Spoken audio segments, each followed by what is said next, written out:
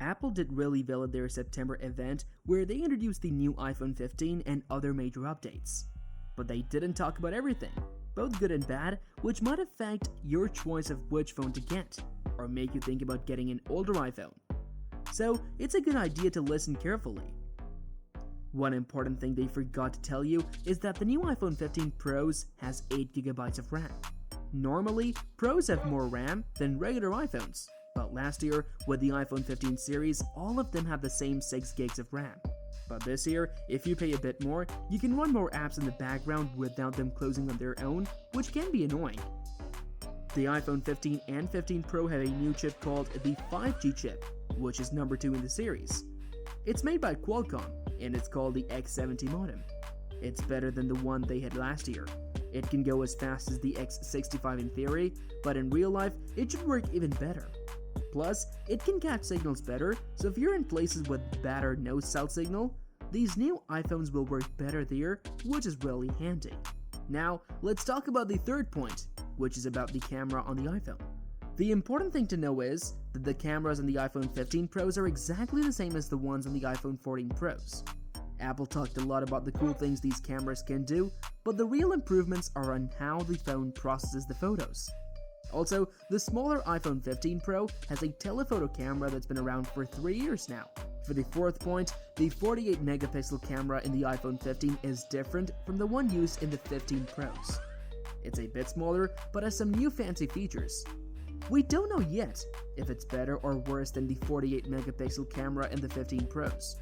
Apple might make it work really well or not so well. If you want to get updates on this, please subscribe by clicking the button below. Regarding the fifth point about the new iPhone 15s, Apple said you can take really clear and detailed 24-megapixel photos with it. This means your pictures will look great and they won't take up too much storage space on your phone. But they didn't talk about something called HAIF Max Mod, which is also on the regular iPhone 15. So yes, you can actually take super sharp 48-megapixel photos with it. Some Android phones have big camera sensors, but they can't save pictures at such high quality because of their hardware limits. So with the iPhone 15, you can take 48-megapixel photos, just like the Pro phones.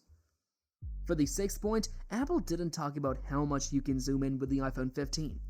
In the older iPhones, you can only zoom in up to 5 times, while Android phones did better even without a special zoom lens.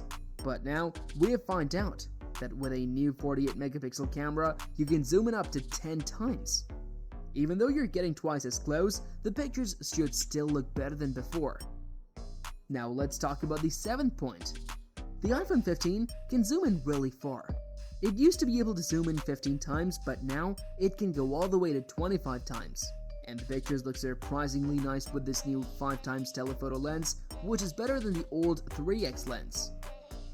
Regarding number 8, Apple demonstrated that the iPhone 15 can now take much better portrait photos. They didn't mention before that you can now zoom in 2 times when taking these kinds of photos. In the past, you could only zoom in 1 time, and you couldn't zoom at all in portrait mode. This limitation sometimes made the pictures look weird and not so nice. But from the pictures they showed, it's clear that portrait mode has improved, and this is a big and good change for people who buy regular iPhones. On the ninth point, Apple talked a lot about how the new phones can make normal photos look like fancy portrait photos without needing a special mod. This helps save your phone's data. But now, we've learned that even older iPhones like the iPhone 14 Pro can also do this cool trick. You can make your old photos look like portraits too. This is great news because it means you might not have to buy a new phone just to get this feature. Your old one can do it too. With that, for number 10, the 24 and 48 megapixel HEIF shots are also coming to the iPhone 14 Pro. This is my biggest complaint because the photos that were stored were 12 megapixel, and if you wanted 48, you had to shoot with Pro RAW, which gave you massive image sizes, and then you had to convert those later, which was a pain. But they're bringing this new mod to the iPhone 14 Pro once again, and that is awesome. On number 11, Apple talks about how the new iPhones can connect TVs and monitors. They use a USB Type-C connection, which is great. The big improvement is that you can now plug a cable from your phone to your TV or monitor and get really good quality video with 4K resolution and high dynamic range HDR, which makes it look even better. Before, you could only get regular 1080p video quality. You can also use a special $69 USB Type-C adapter that gives power to your phone, lets you connect to HDMI for video, and has USB ports for other stuff. This means you can watch videos and do other things on a bigger screen, and it will look really nice. The next thing is about the new help they're offering when you're stuck on the side of the road. With the iPhone 14, they introduced a satellite emergency button, which is great for emergencies.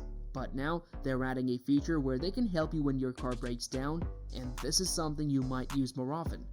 It seemed like it was only for the new iPhone 15s, but it turns out you can get it for the 14 series too, which is nice, because they're not making it exclusive. Number 13 is about a cool thing for smart gadgets. They didn't talk much about it on the screen, but it's called Thread. Thread helps smart devices connect better and respond faster. Some HomePods and Apple TVs already have it, but now, this is the first phone with it. So, you can control your smart gadgets without needing the internet or Wi-Fi. Even if your power goes out, as long as your smart gadgets have batteries, you can still control them directly, which is super handy. For number 14, not only is there no rumored red titanium iPhone 15 Pro, but there's not even a red iPhone 15, which I absolutely loved. This also means that there's no product red iPhone this year that supports charities.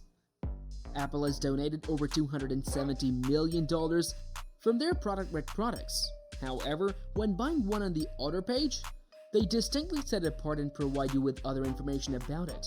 But it appears they're not doing that anymore with this new lineup. Regarding the number 15, let's talk about two interesting things. The Series 9 and Ultra 2 Apple Watches now have 64GB of storage space, which is twice as much as before. It's a bit strange that they didn't talk about this directly, and I'm not sure why. But the good news is, you have more room to share lots of audios, podcasts, or other stuff in your Apple Watch if you want to. Number 16 is all about changing the battery in your Apple Watch, and it's become around 25% more costly. I'm not sure why they made it more expensive, but maybe they want you to buy a new Apple Watch instead of replacing the battery in your old one. For number 17, we'll be talking about an interesting feature. With the iPhone 15, you can use its USB Type-C port to charge your Apple Watch or AirPods. However, there's a possibility that this feature might only work with those specific devices, and it might charge them slowly because even the Ultras charge at a slow speed of 5 watts. This shouldn't use up too much of your iPhone's battery since the watch and AirPods have small batteries, but we'll know for sure when we try it out. Regarding number 18, the AirPods Pro 2 with a USB Type-C connector and the ones with a Lightning port are not the same. The USB Type-C ones can play really good quality audios and last for 4 hours when connected to the Vision Pro. If you want this high quality audios, you should get the USB Type-C ones because they're different from the Lightning ones. Also, both types are now protected against dust with a rating of IP54, including the earbuds and the case. Even though they may seem the same, they're different, and that leads me to point number 19. Apple's $19 USB Type-C earphones aren't just the old ones with a Lightning plug. Now, they have a USB Type-C plug and something called a digital to analog converter that helps with better sound. I haven't tried those in a long time, so I can't say if they sound good or not, but they did add a good thing inside them, and it's only $19. For number 20, with the new AirPods Pro 2, there is a change. You can't buy just the case by itself like you could before. In the past, when Apple added wireless charging or MagSafe charging to AirPods, you could get those cases separately to replace your old one.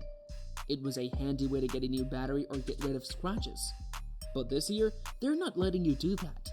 This probably means both the new earbuds and the AirPods case have been changed. So, there you go guys.